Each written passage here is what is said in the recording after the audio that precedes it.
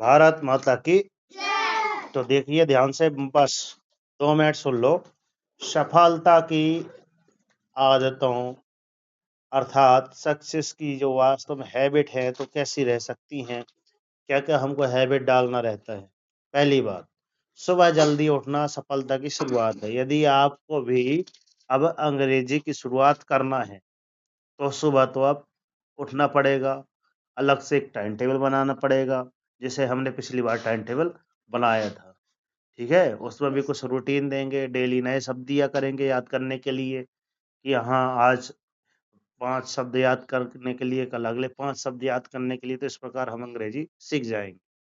ठीक है, हर दिन कुछ नया सीखना जरूरी है। अगर आपको कुछ करना है, आगे बढ़ना है, तो फिक्स है कि आपको नया कुछ सीखना अवश्य चाहिए। क्लियर? ये नहीं कि गुरुजी पेपर हो गए छुट्टी, ऐसा नहीं। कुछ हर दिन कुछ नया सीखना आपके लिए क्या है, जरूरी है। समय की कद्र करने वाले लोग आगे बढ़ते हैं। यदि आज आपने थोड़ी सी भी इंग्लिश पढ़ ली तो हाँ उसका ABCD तो जान जाएंगे कि हाँ सर ये भी रहता है इंग्लिश में। क्लियर? आगे चलते हैं। मेहनत करने से ही सपने पूरे होते हैं। आप मेहनत करेंगे तो आपके सपने पूरे होंगे, अन्यथा नहीं होंगे।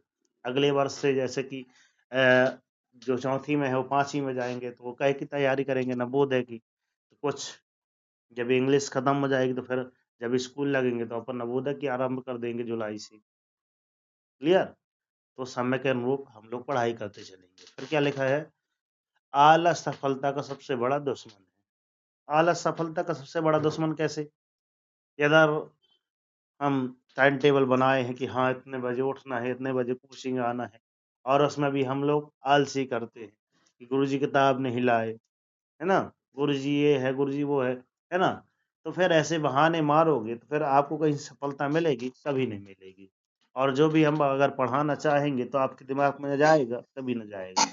जब हम समझा रहे हैं और आप उस विषय की किताब ही नहीं लाए, जैसे आज गणित था, गणित की किताब ही नहीं लाओगे तो फिर कहाँ समझ में आएगा? फिर समझ में आ रही बात? तो क्या है, आलस दूर करें।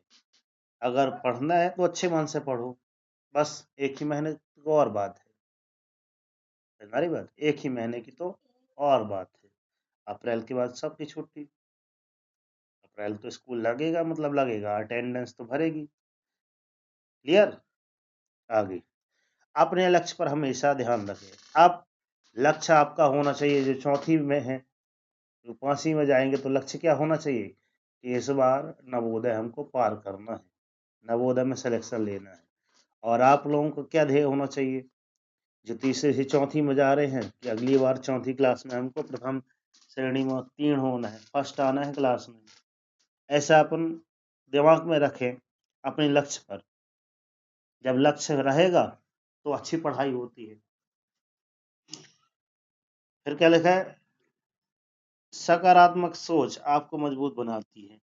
सकारात्मक सोच मतलब कैसे, है ना, कि अगर कोई बुराई कर रहा है तो आप उनकी बातों में आ गए कि वहाँ ऐसा नहीं करना चाहिए, अरे हो गई छुट्टी अब काहे के लिए जाते हो कोचिंग। ऐसा भी कोई बोल देगा भाई, बोलने के लिए तो है। वो आपके ऊपर है कि इधर आने से अगर कुछ मिल रहा है तो आओ, है ना। उसको बताओ कि हम वहाँ जाते हैं तो हम ये सीखते हैं, है ना। और नहीं फिर ज्यादा हो तो बोलिए भैया आप भी चलो, आपको पता चल जाएगा कि छुट्टी होने के बाद वहाँ पे क्या पढ़ाई होती है, कैसी पढ़ाई होती है। ठीक है, कुछ लोग ऐसे ही मिल जाते हैं बोलने के लिए। क्लियर? तो आप क्या है, उनसे मतलब लड़िए झगड़िए ना भाई, वो उनका काम है बोलना और अपना काम है करना। ठीक है, अगर हम करेंगे तो अपने लिए, और उनके बोलने पे आ गए फिर नाश किसका होगा, अपना ही होगा। तो समय रहते हुए संभल जाए, कुछ सीख लें। ये होता है सकारात्मक सोच। ठीक है, वो उनकी सोच है, हम अच्छी सोच के लिए बताते हैं कि हमारी सोच कैसी होनी चाहिए।